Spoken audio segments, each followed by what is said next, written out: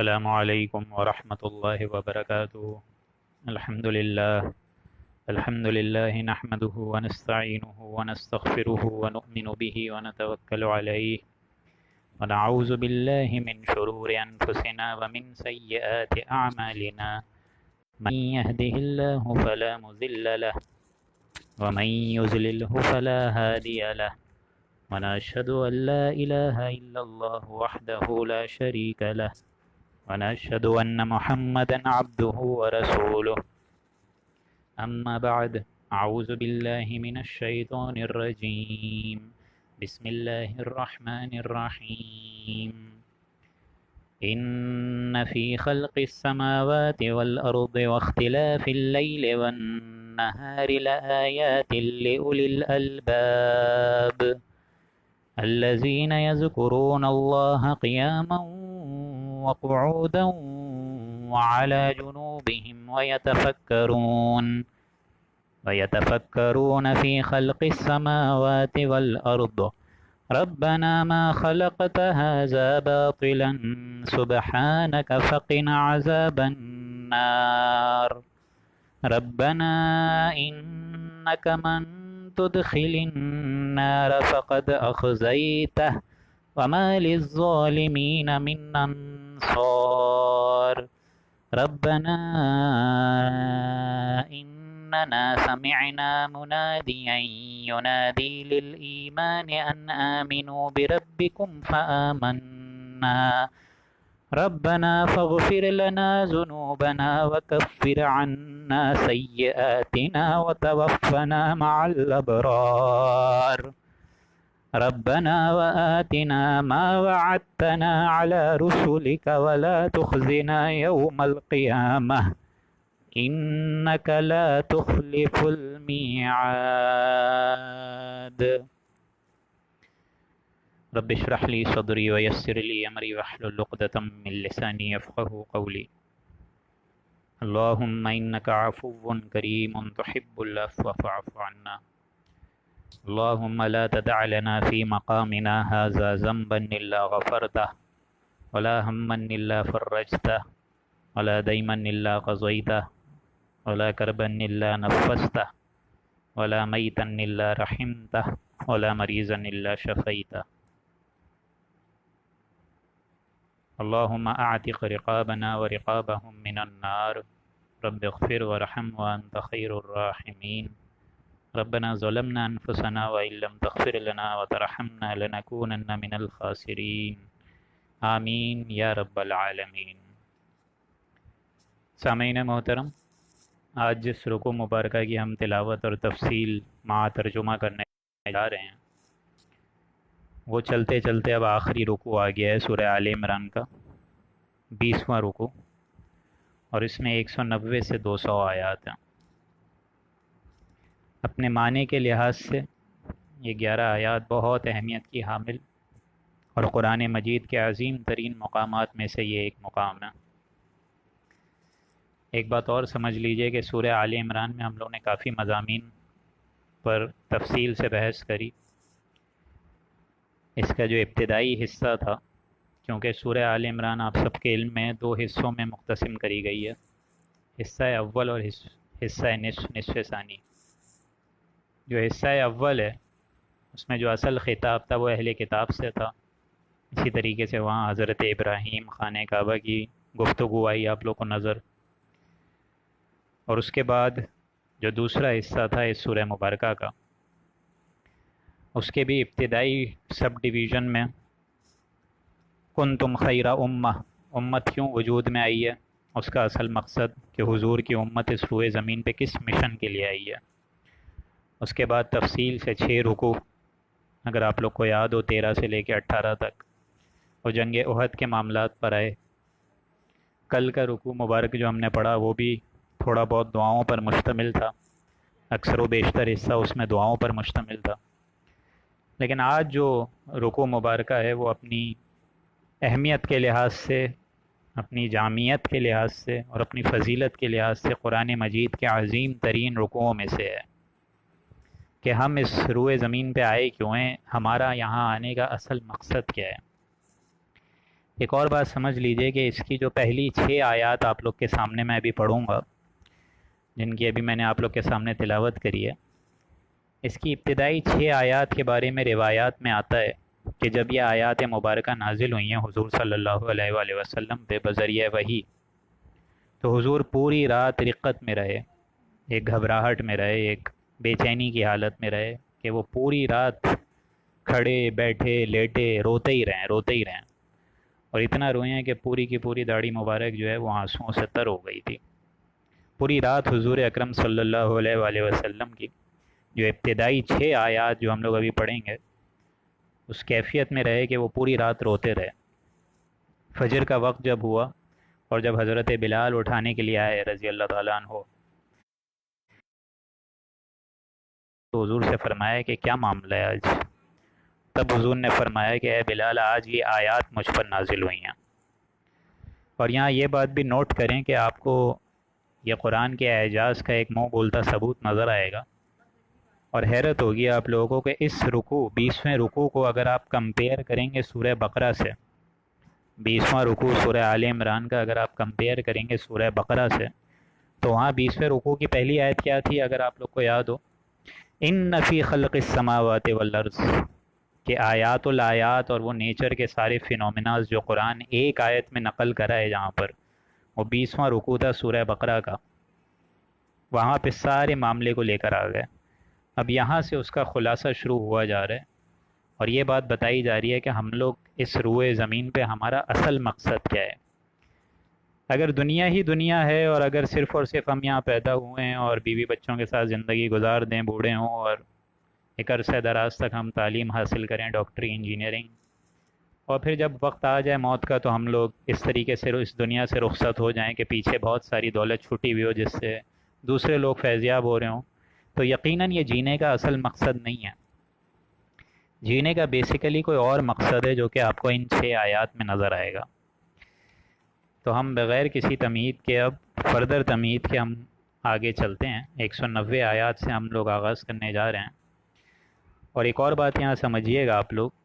کہ میں نے آپ لوگ کو ویسے یہ بات بولی بھی تھی کہ آپ لوگ اپنی تعداد زیادہ سے زیادہ رکھیے گا اس رکوع کے لیے، کیونکہ یہ رکوع قرآن مجید فلسفہ دین کے لحاظ سے بہت اہمیت کا حامل ہے، لیکن مجھے بڑا افسوس ہو رہا ہے کہ صرف 7 لوگ سن رہے ہیں میری بات۔ بہرحال تو انشاءاللہ ریکارڈنگ رہے گی، آپ لوگ بار بار بھی سن سکتے ہیں اور اس کو آگے بھی پہنچا سکتے ہیں۔ تو اب بسم اللہ کرتے ہیں۔ اعوذ باللہ من الشیطان الرجیم، بسم اللہ الرحمن الرحیم۔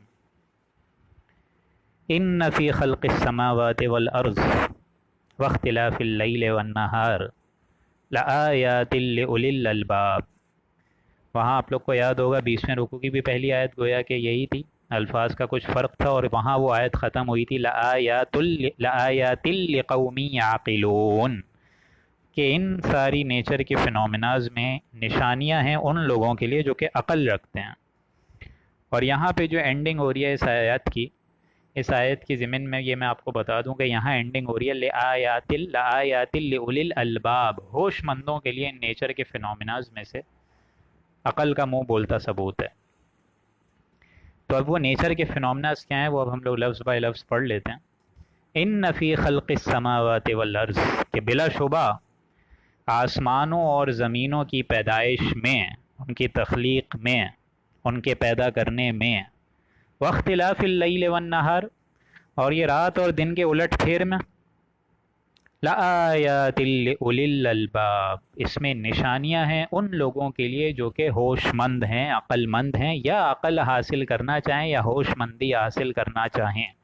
ان کے لیے اس میں نشانی ہے۔ عقل مندی کا سب سے بہترین نتیجہ آپ لوگوں کے اندر یہ نکلنا چاہیے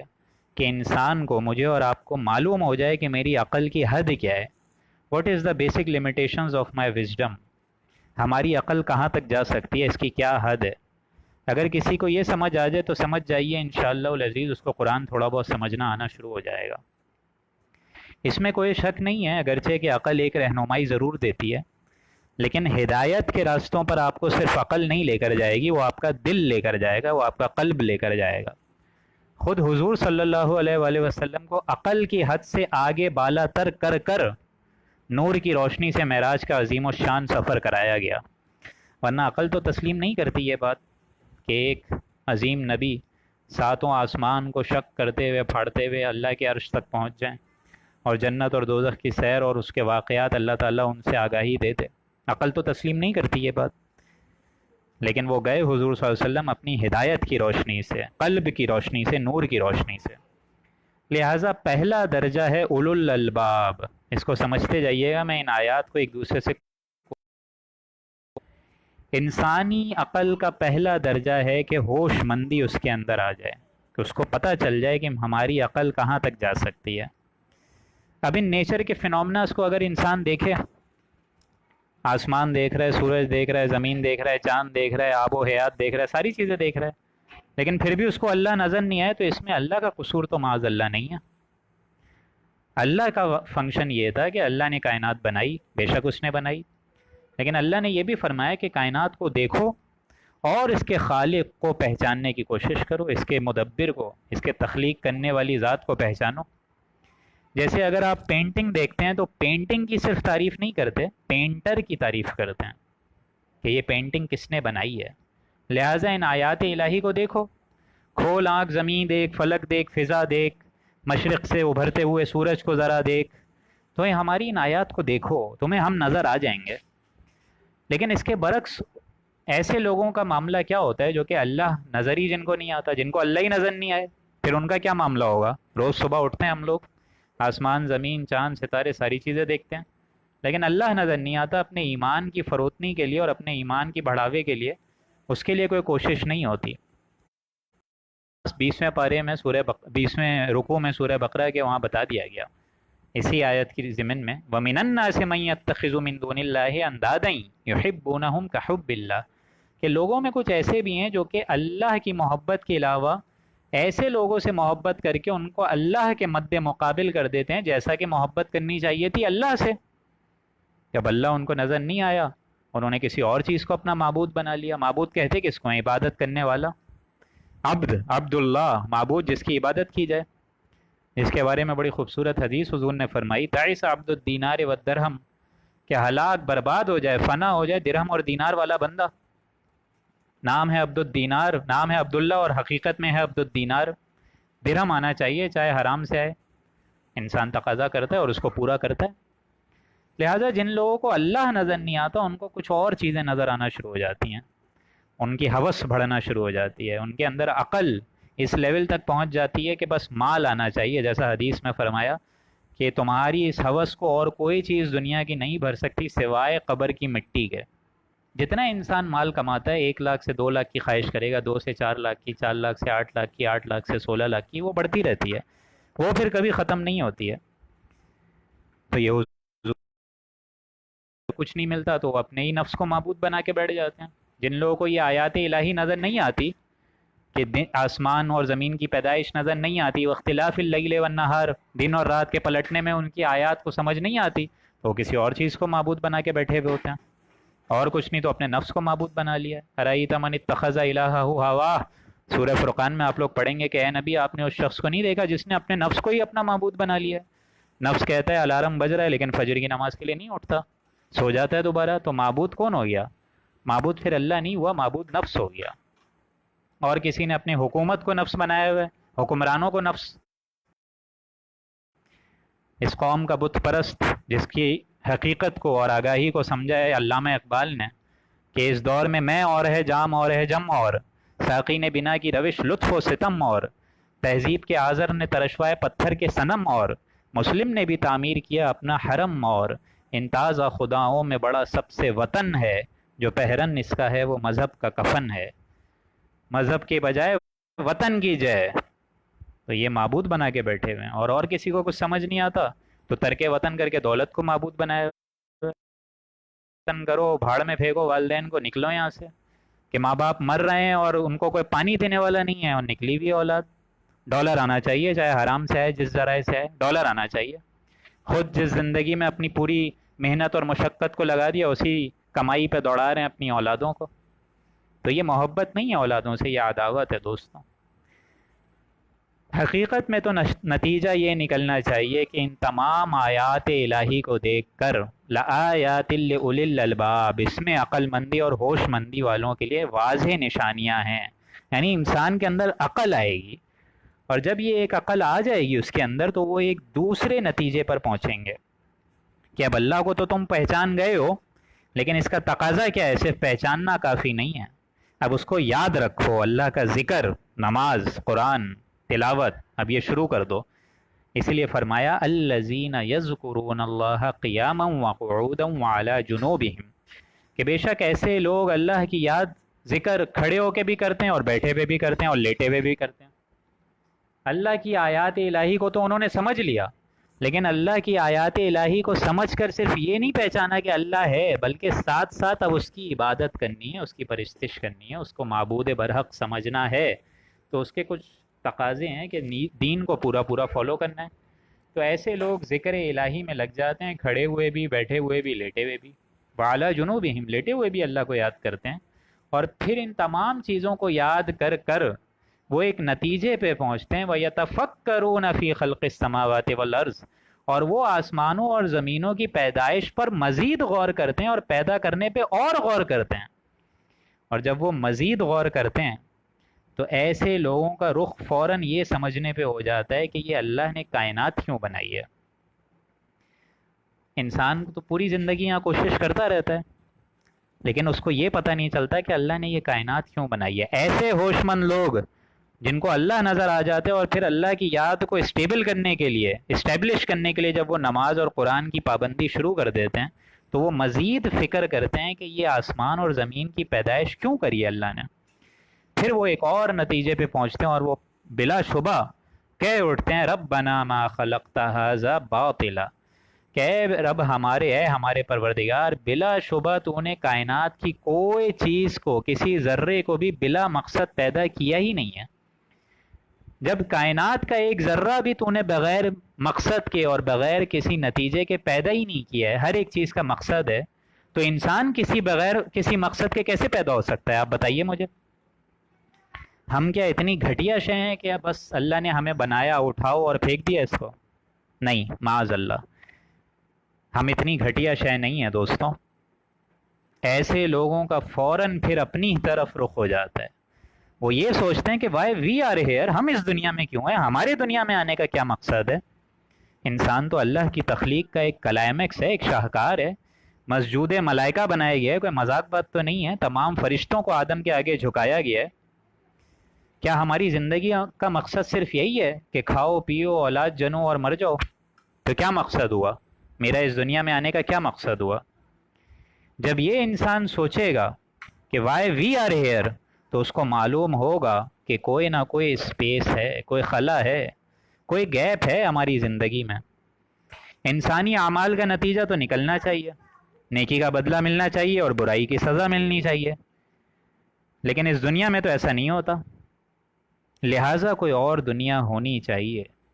اس دنیا میں تو جزا نہیں ملتی، جو بیچارے نیکوکار ہوتے ہیں ان کو در در کی ٹھوکریں مل رہی ہوتی ہیں، اور جو فاقے میں اپنی زندگی گزار رہے ہوتے ہیں وہ بیچارے شریف النفس انسان ہوتے ہیں، ان کو اس زندگی میں کیا ملتا ہے سوائے فاقوں کے، سوائے تکالیف کے، سوائے رشتہ داروں سے کڑوی باتیں سہنے کے؟ کیا ملتا ہے؟ تو یقیناً ایسے لوگ جو پہلی دو آیات میں فرمایا ہے کہ ایسے لوگ جو کہ پہچان جاتے ہیں ہماری نشانیوں کو، اور نشانیوں کو صرف پہچانتے نہیں ہیں بلکہ 191 آیت میں کہ اس کو پھر اللہ کو یاد کرتے ہیں، یذکرون اللہ، اللہ کی ذکر کرتے ہیں، قیاما وقعودا وعلی جنوبہم، کھڑے ہوئے بھی، بیٹھے ہوئے بھی، لیٹے ہوئے بھی۔ پھر وہ ایک اور نتیجے پہ پہنچتے ہیں اور وہ کہتے ہیں بلا شبہ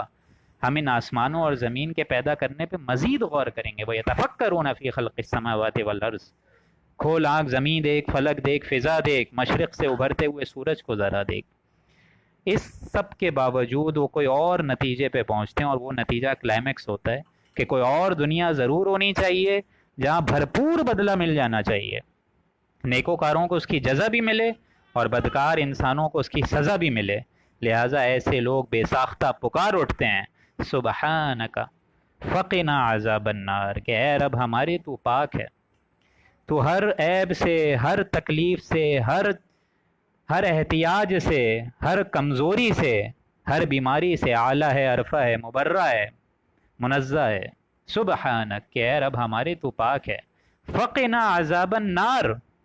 تو اے رب ہمارے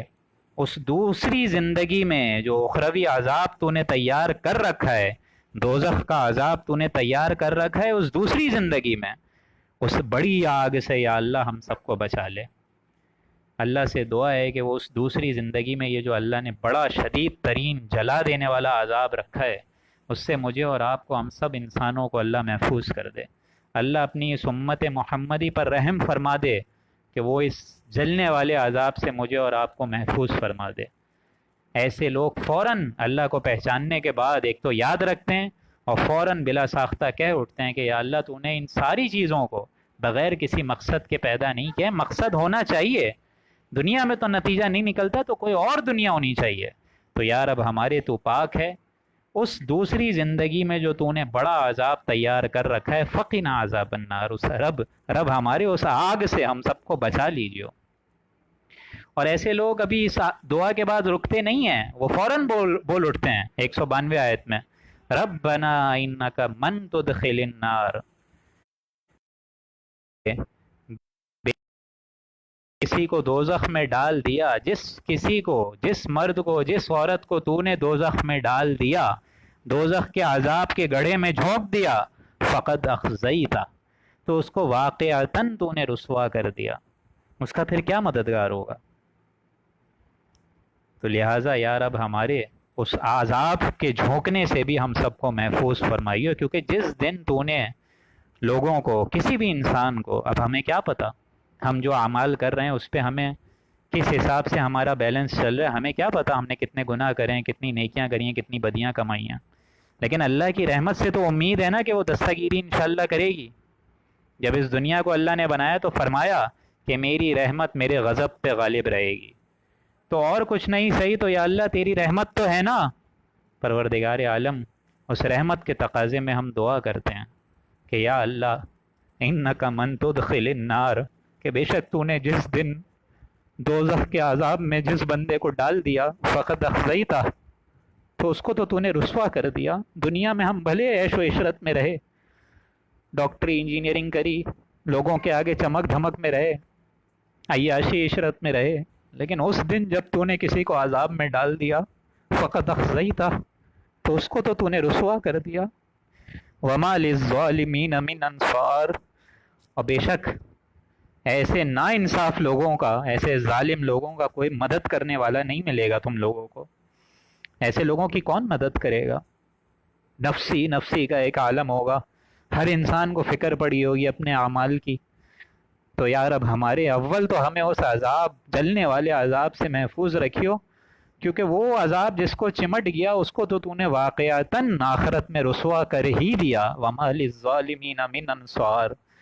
یا اللہ بے شک بے انصافوں کا تو کوئی ساتھ دینے والا اس دن ہوگا ہی نہیں۔ صرف ایک نبی ذات محترم جناب رسول اللہ اس دن کہیں گے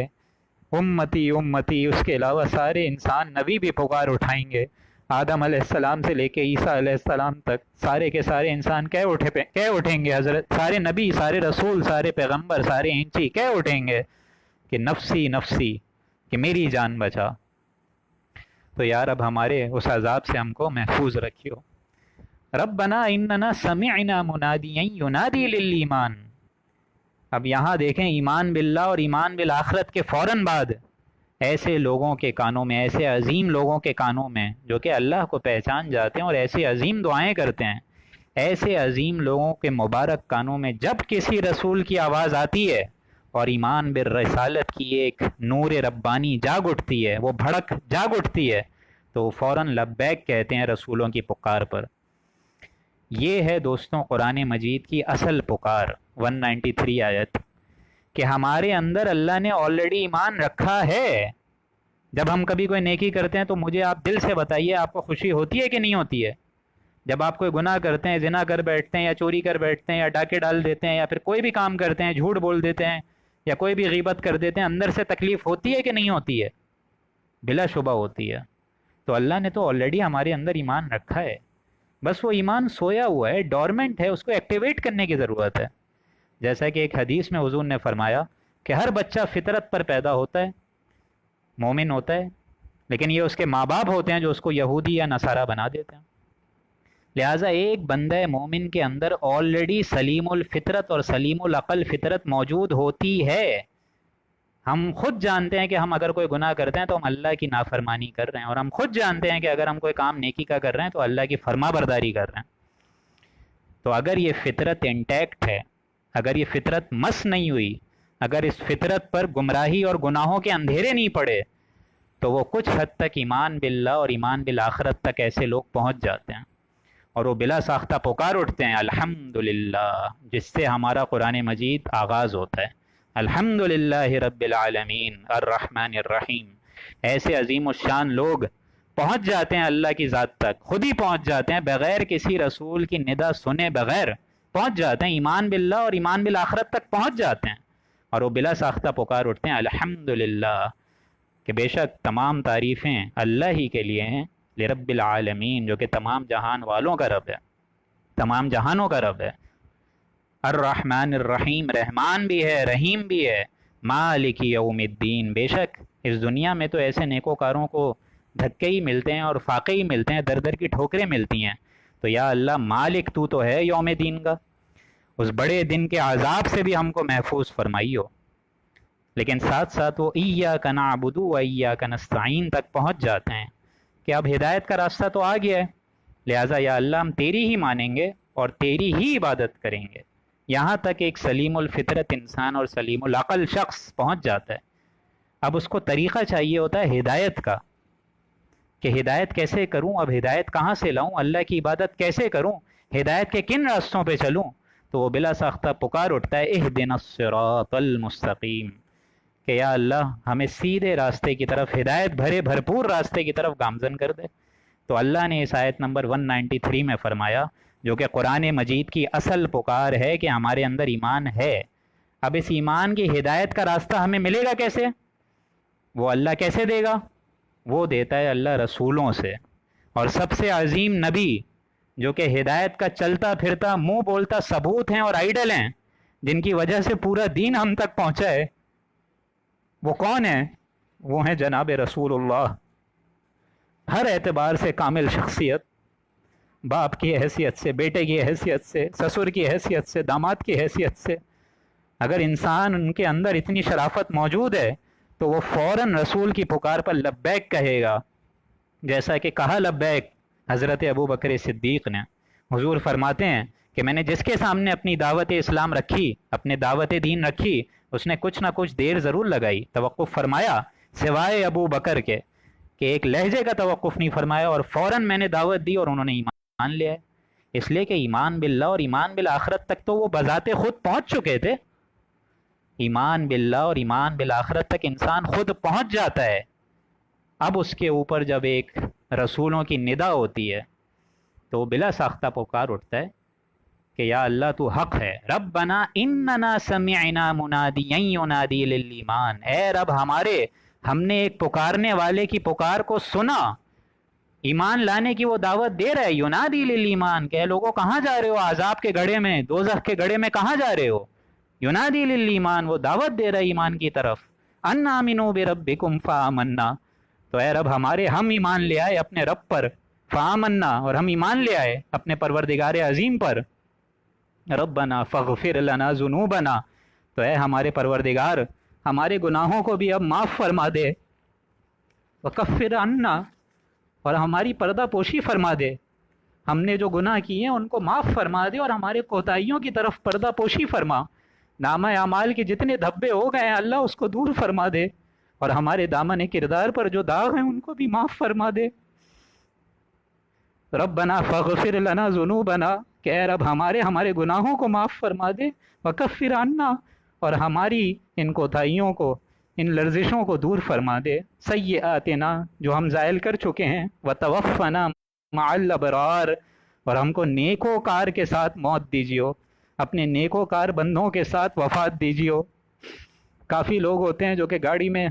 گانے وانے سنتے اور موسیقی سنتے ہوئے تو اٹھا لیتا ہے، یا اللہ تو ہمیں اس دوزخ کے عذاب سے محفوظ رکھیو، اور یا اللہ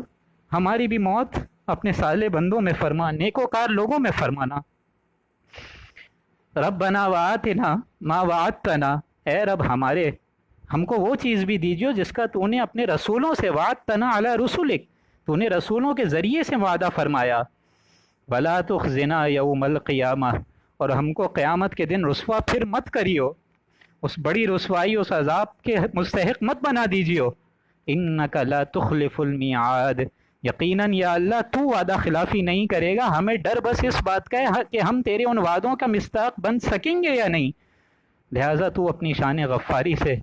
اور شان ستاری سے تو ہم سب سے پردہ پوشی فرمائیو اس بڑے دن کے عذاب سے،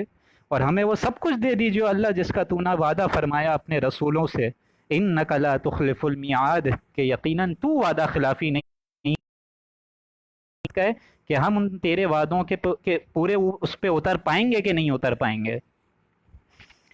اب فوراً دیکھیں 195 آیت میں، یہاں اس دعا کے فوراً بعد اللہ کی طرف سے قبولیت کی انتہا آ رہی ہے،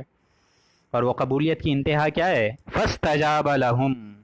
سو منظور کر لی گئی دعا ان کی، ربہم، ان کے رب کی طرف سے ان کی درخواست پوری ہو گئی، اور اس نے کیا کہا؟ عظیم الشان رب نے ہمارا کہا، انی لا اضیع عمل عامل منکم، کہ میں کسی شخص کا جو تم کام کر رہے ہو ان کے عمل کو ضائع نہیں کروں گا، منکم من ذکر او انثی، چاہے وہ مرد ہو چاہے عورت ہو، بعضکم من بعض، تم سب آپس میں ایک دوسرے کے جز ہی تو ہو، ایک دوسرے کے ہی نوع سے تو ہو، میرا ہر بندہ مجھے بہت عزیز ہے، تم سب ایک ہی باپ سے تو ہو، ایک ہی باپ کے نطفے سے بیٹا بھی ہے اور بیٹی بھی ہے، اور ایک ہی ماں کے رحم میں پلے بھائی بھی اور بہن بھی، میرا ہر بندہ مجھے بہت عزیز ہے، میں ان کو پورا پورا بدلہ آج دوں گا، فالذین ہاجروا، کہ بے شک جنہوں نے ہجرت کری، واخرجوا، اور اخراج کیا اپنے گھروں سے جلا وطن ہو گئے، من دیارہم، ہماری راہوں میں نکل گئے، وَأُوذُوا فِي سَبِيلِي، اور تکلیفیں دی گئیں ہماری راہ میں ان کو، یہ حق کے راستے میں ان کو تکالیف ملی، یہ پھولوں بھرا رستہ نہیں ہے، یہ کانٹوں کی سیج ہے، اس سے ہوتے ہوئے وہ گزرے، وَقَاتَلُوا، اور جہاد بھی کیا، وَقُتِلُوا، اور خود بھی مر گئے، شہید ہو گئے، لَأُكَفِّرَنَّ عَنْهُمْ سَيِّئَاتِهِمْ، میں لازماً ان کے اوپر سے ان کی برائیاں اور خطائیں معاف کر دوں گا، وَلَأُدْخِلَنَّهُمْ، اور لازماً ان کو داخل کروں گا، جنات تجری من تحتها الانہار، اس عظیم ترین جنت میں جس کے نیچے سے باغات ہیں اور اس کے نیچے سے ندیاں بہہ رہی ہوں گی، ثوابا من عند اللہ، یہ اللہ کی طرف سے عظیم ترین ثواب ہوگا، واللہ عندہ حسن الثواب، اور بے شک اللہ کے اللہ کے نزدیک بہت اچھا عوض، بہت اچھی جنت محفوظ ہے، لیکن عمل کر کے تو لاؤ، تم دنیا میں لگے ہوئے ہو، تم لوگوں کی دوستیاں ہیں ہمارے باغیوں کے ساتھ، اور تم بیٹھ کے نماز میں بول رہے ہو ایاک نعبد و ایاک نستعین، تم سے بڑا دھوکے باز پھر کون ہوگا؟ تم سے بڑا اللہ کا باغی کون ہوگا؟ تم سے بڑا جھوٹا پھر کون ہوگا کہ ایک طرف تم اللہ کی شریعت کے پرخچے اڑتے ہوئے دیکھ رہے ہو اور دوسری طرف اپنی دنیا کے عیش و عشرت کو چمکا رہے ہو؟ واللہ عندہ حسن الثواب، اللہ ہی کے پاس اچھا عوض ہے۔ اب یہاں سے جو 5 آیات آ رہی ہیں یہ کنکلوڈنگ آیات ہیں اس سورہ مبارکہ کی۔ اس سورہ مبارکہ میں یہود کا بھی آپ لوگوں نے ذکر دیکھا، نصارہ کا بھی، مشرکین کا بھی، مومنین کا بھی، لیکن یہاں سے جو 5 آیات آ رہی ہیں وہ ایک کافروں کے کلائمیکس اور اس کے رویے پہ آ رہی ہیں۔ لا یغرنک تقلبہم، اے نبی آپ کو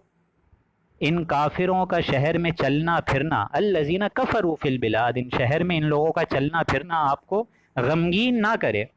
یہ جو کافر بھاگ دوڑ رہے ہیں ادھر سے ادھر، اسلام کو ختم کرنے کی کوشش کر رہے ہیں، منصوبے بنا رہے ہیں، مدینے والوں کو بول رہے ہیں کہ ہم تمہارے ساتھ ہیں، اور مکے والوں کو بول رہے ہیں ہم تمہارے ساتھ ہیں، آؤ ان سے بدلہ لو، جنگ احد میں ان کو شکست دو، پلاننگ کر رہے ہیں۔ اے نبی آپ کو ان سے دھوکے میں آنے کی کوئی ٹینشن لینے کی ضرورت ہی نہیں ہے، آپ کا پورا کارساز اللہ خود ہے، بے فکر ہو جائیے آپ۔ متاع قلیل، یہ چند روز کی تو بہار ہے ان کی، ابھی یہ مر جائیں گے سارے کے سارے، جنگ میں نہیں مرے بعد میں مر جائیں گے، بستر چارپائی پہ لیٹے لیٹے دم نکل جائے، آنا تو ہمارے پاس ہے، متاع قلیل، چند روز کے بہانے، ثم مأواہم جہنم، پھر ان کا ٹھکانہ ہے وہ ابدی دوزخ، جہنم کا عذاب، وبئس المہاد، اور وہ بہت بری جگہ ہے مستقل قیام کے لیے بھی اور ہلکے سے قیام کے لیے بھی، یعنی وہ بہت بری آرام گاہ ہے۔ انسان یہاں دنیا میں اپنی آرام گاہ عیش و عشرت والی بنا رہے، لیکن اس کو آخرت کی آرام گاہ کی فکر ہی نہیں ہے، اس کو یہ پتہ ہی نہیں ہے کہ برزخی معاملات کیا ہیں، منکر نکیر آ کے کیا سوالات کریں گے، غافل ہے، اور دنیا چمکائے جا رہے۔ لیکن الذین اتقوا، اس کے برعکس جو لوگ، دیکھیں قرآن مجید کلائمیکس پیش کر کے اپنے اندر جھانکنے کی توفیق دیتا ہے، لیکن الذین اتقوا، کہ بے شک وہ لوگ جو اللہ سے ڈر گئے، تقوی اختیار کر دیا، ربہم، اپنے رب کا، لہم جنات تجری من تحتها الانہار، ان کے لیے وہ عظیم الشان باغات ہیں جن کے نیچے ندیاں بہ رہی ہوں گی، تاکہ آٹومیٹک irrigation کا سلسلہ چلتا رہے، آٹومیٹک ان کی فرٹیلائزیشن ہوتی رہے، ان کے لیے باغات ایسے عظیم ہوں گے جن کے نیچے ندیاں بہ رہی ہوں گی، خالدین فیہا، اور اس میں ہمیشہ ہمیشہ رہیں گے، ان کو وہاں سے نکالے گا کوئی بھی نہیں۔ اور ان سب کے باوجود نزلا من عند اللہ، یہ ہے اللہ کی طرف سے، اور اس کے باوجود وما عند اللہ خیر للابرار، اور جو چیز اللہ کے پاس پوشیدہ ہے اپنے نیکوکار لوگوں کے لیے، وہ تو بہت عظیم ہے، بہت عظیم ہے۔ یہ ہے ابتدائی مہمان نوازی اللہ کی طرف سے۔ جیسے کوئی مہمان آپ کے گھر میں آتے ہے تو ڈائریکٹ آپ کھانا تو نہیں نکالتے نا، بلکہ پہلے اسٹارٹرز دیتے ہیں، اسی طریقے سے اللہ کی طرف سے بھی پہلے ویلکم ہوگا دوستوں، ویلکمنگ ہوگی۔ لیکن وما عند اللہ خیر للابرار، جو مزید اللہ کے پاس ہے اس جنت میں وہ تو بہت بہتر ہے۔ لہٰذا یہ جو ابتدائی حصہ ہے، ویلکمنگ ہے، کھجور ہے، انار ہیں، شراب ہے، مرغوب گوشت ہے، وغیرہ وغیرہ، حوریں ہیں، یہ سب کیا ہے؟ یہ انیشیل ویلکم ہے، ابتدائی مہمان نوازی ہے۔ جو اللہ کے پاس عظیم و شان جنت میں ہے وہ تو اس سے کہیں بہتر ہے۔ اس کو حدیث میں فرمایا حضور نے کہ اس جنت کا مقام تو ایسا ہے بندہ مومن کے لیے کہ کسی کان نے اس کو سنا نہیں، کسی آنکھوں نے اس کو دیکھا نہیں، اور کسی قلب مومن کے بشر پہ، کسی قلب مومن بشر کے دل پر اس کا ادراک تک، گمان تک غالب نہیں ہوا۔ وہ تو ایسی عظیم نعمت اللہ نے چھپائی ہوئی ہے، تم محنت تو کرو، اس کے حصول کے لیے بھاگ دوڑ تو کرو۔ اما عند اللہ خیر للابرار۔ آخری دو آیات میں اللہ نے فرمایا وَإِنَّ مِنْ أَهْلِ الْكِتَابِ، اب ظاہر بات ہے اہل کتاب میں اچھے بھی لوگ ہیں برے بھی لوگ ہیں، ان کا ذکر کر کے فرمایا وَإِنَّ مِنْ أَهْلِ الْكِتَابِ، اور بالیقین اہل کتاب میں ایسے بھی لوگ ہیں لَمَن يُؤْمِنُ بِاللَّهِ وَمَا أُنزِلَ إِلَيْكُمْ، جو کہ اللہ پہ بھی ایمان رکھتے ہیں پختہ، وَمَا أُنزِلَ إِلَيْكُمْ، اور اس پر بھی ایمان رکھتے ہیں جو کہ ان کی کتابیں ہیں جو کہ تمہارے پاس بھیجی گئی ہیں، وَمَا أُنزِلَ إِلَيْهِمْ، اور اس کے کتاب کے ساتھ ان کتابوں پہ بھی ایمان لائی گئی ہیں جو اس کے پاس بھیجی گئیں، یعنی ظاہر بات ہے تورات ہے، زبور ہے، انجیل ہے، وہ بھی اس سے پہلے بھیجی گئیں۔ اور جو ان اہل ایمان کے پاس یہ قرآن مجید آ گیا ہے اللہ کی ذات کی طرف سے، رسول اللہ کے قلب اطہر پہ نازل ہوا ہے، وہ اس پہ بھی ایمان رکھتے ہیں، اور نہ صرف ایمان رکھتے ہیں، خاشعین للہ، ایسے اہل کتاب اللہ کی آیات سے بھی ڈرتے ہیں اور اللہ کی ذات سے بھی ڈرتے ہیں۔ لا یشترون بآیات اللہ ثمنا قلیلا، وہ اللہ کی ان آیات کو، اللہ کی ان نشانیوں کو، اللہ کی اس شریعت کو، اللہ کے ان تقاضوں کو، اللہ کے ان وعدوں کو حقیر سی قیمتوں پہ بیچتے نہیں ہیں، دنیا کمانے کے لیے اللہ کے کلام کو پسے پش نہیں ڈالتے، جو معاملہ ہمارا ہوا ہے اس کے برعکس کرتے ہیں۔ اولئک لہم اجرہم عند ربہم، بے شک ایسے لوگوں کا اجر ان کے رب کے پاس موجود ہے، پیٹنٹ ہے، انٹیکٹ موجود ہے۔ ان اللہ سریع الحساب، بلا شبہ اللہ تعالیٰ جلدی کرے گا حساب لینے میں، اس کے پاس نہ جانے کیسا میگا کمپیوٹر ہے کہ ایک لہجے کا اس کو فرق نہیں ہوگا، ایک لہجے میں وہاں پہ ڈیلے نہیں ہوگا، فوراً جو عمل کیا ہے پائے گا، وہاں پائے گا وہ اس کو۔ آخری آیت، کنکلوڈنگ آیت اس سورہ مبارکہ کی، یا ایھا الذین آمنوا اصبروا وصابروا ورابطوا، اے اہل ایمان صبر کرو، وصابروا، اور مزید صبر کرو، وصابروا، بلکہ صبر میں ایک دوسرے سے رغبت حاصل کرو، بھاگو ایک دوسرے سے، صبر میں اپنے دشمنوں سے اور بڑھ جاؤ۔ کیوں؟ کیونکہ وہ لوگ بھی تو صبر کر رہے ہیں، ایک سال پہلے تم نے ان کو بدر میں شکست دی، ہرا دیا، تو جب وہ صبر کر رہے ہیں تو تم تو زیادہ غمگین کیوں ہو رہے ہو؟ تم کیوں غمگین ہو رہے ہو؟ لہٰذا تم کو تو ان سے بڑھ کر صبر کرنا چاہیے، کیونکہ تمہارا معبود برحق ذات باری تعالیٰ خود ہے، تاکہ اللہ کے وفادار ثابت ہو سکو، اس لیے صبر میں ان سے بھی زیادہ آگے صبر کرنے کی کوشش کرو، وصابروا، اور اس کے ساتھ ساتھ ورابطوا، اللہ سے مضبوطی سے چمٹے رہو، رابطہ رکھو، ورابطوا، کیونکہ ابھی تو تمہیں بہت امتحانات جھیلنے ہیں، ابھی جنگ احد میں شکست کو تم دل پہ رکھ کے بیٹھ گئے اور دل گرفتہ ہو رہے ہو، ابھی تو بہت امتحانات آنے ہیں، ستاروں کے آگے جہاں اور بھی ہیں، ابھی عشق کے امتحان اور بھی ہیں، ابھی تو بہت معاملہ چلے گا، ابھی تو تمہارا ایک نظم ہونا چاہیے، ڈسپلن ہونا چاہیے، سموتان ہونا چاہیے، اس کے لیے صبر ضروری ہے، ورابطوا، اور ساتھ ساتھ صبر کے اپنی ایک بیس بنا کے رکھو اور رابطہ رکھو، رابطہ کس سے رکھو؟ اسی قرآن سے رکھو، اسی نماز سے رکھو۔ یہ عصائے موسیٰ سے 1000 کروڑ گنا بڑا معجزہ ہے انسان کے پاس قرآن مجید، بشرط یہ کہ اس قرآن کا حق سمجھیں، اس کی تلاوت کا حق سمجھیں۔ معمولی معمولی کیریئرز کے لیے 35-40 سال کی انسان تعلیم حاصل کر رہا ہے، یہاں سے MBBS کیا ہے، وہاں سے FCPS کیا ہے، پھر چلے گئے امریکہ اور وہاں ڈپلومیٹ بنے ہوئے ہیں، اور وہاں نہ جانے کیا چل رہا ہے، جیسے جنت کی کوئی سیڑھی ہے۔ انسان کی عمر ہو جاتی ہے 35 برس، 40 برس لگا ہوئے اسی میں۔ کیا کریں؟ ابھی ایک کھوٹی کری تھی، ایک محل تعمیر کرا تھا بحریہ میں، ایک اکاؤنٹ کرا تھا، ایک بحریہ میں اپنے ایک عظیم الشان پلاٹس کرے تھے، ابھی ان کی قسطیں دینی ہیں وغیرہ وغیرہ۔ انسان کھپ گیا اسی میں۔ قرآن مجید کی عظیم الشان نعمت کیبنٹ میں پڑی رہ گئی، اور صرف آپ کا تقاضا یہ ہوا کہ بس رمضان میں نکال کے پڑھ لیا۔ بیٹی ودا ہو رہی ہے تو اس کے سر کے نیچے سایہ رکھ کے کہ بیٹی کے ذریعے سے، دلہن کے ذریعے سے مہربانی ہوگی اور برکت ہوگی اور فضیلت آئے گی۔ مجھے بڑی کوفت ہوتی ہے ایسے لوگوں سے جو کہ اس طریقے کی حرکت کرتے ہیں، بہت میرا خون کھولتا ہے ایسے لوگوں سے۔ Quran was not revealed for that purpose. میں چلا چلا کے بول رہا ہوں پچھلے 2-3 مہینوں سے، Quran was not revealed for that purpose.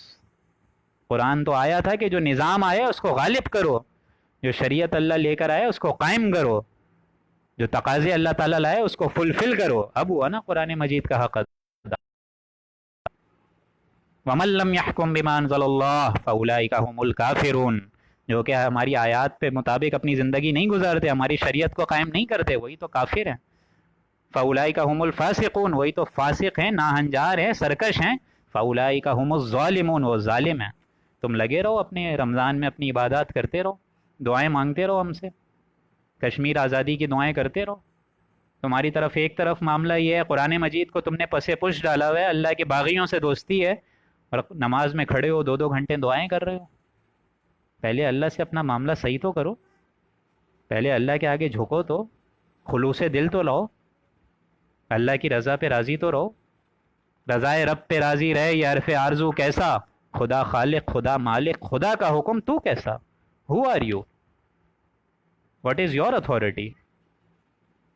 اور اس کے ساتھ ساتھ آخری آیت واتقوا اللہ، اللہ کا تقوی پھر بھی حاصل کرتے رہو، لعلکم تفلحون، تاکہ تم اس کامیابی کے عظیم ترین مرحلے تک پہنچ جاؤ۔ یہ سب کام کرو گے تو فلاح ملے گی، گھر بیٹھے فلاح نہیں ملنے والی۔ اپنے آپ کو قربان کرو، اپنی آخری رمق، اپنی ریزیڈول انرجیز کا لاسٹ ڈراپ آف بلڈ بھی، آخری خون کا قطرہ بھی اس قرآن مجید پہ لگا دو، تب بھی تم لوگوں کا کوئی حق ادا نہیں ہو سکتا۔ حق تو یہ ہے کہ حق ادا نہ ہوا۔ یہاں الحمدللہ ہماری عظیم الشان سورہ مبارکہ کا اختتام ہوا۔ کل انشاءاللہ العزیز ہم لوگ سورہ نساء پڑھیں گے، اور سورہ نساء بھی مدنی صورت ہے۔ میں امید کرتا ہوں کہ آج کا سیشن آپ لوگوں کو انشاءاللہ، آپ کو کیا بلکہ اللہ کو پسند آئے انشاءاللہ، اور اللہ قبول کر لے، اور اللہ تعالیٰ اس پر استقامت نصیب فرمائے، اور مجھے اور آپ کو عمل کرنے کی توفیق عطا فرمائے۔ بارک اللہ لنا ولکم فی القرآن العظیم، ونفعنی وإیاکم بالآیاتہ والذکر الحکیم۔ صدق اللہ العظیم۔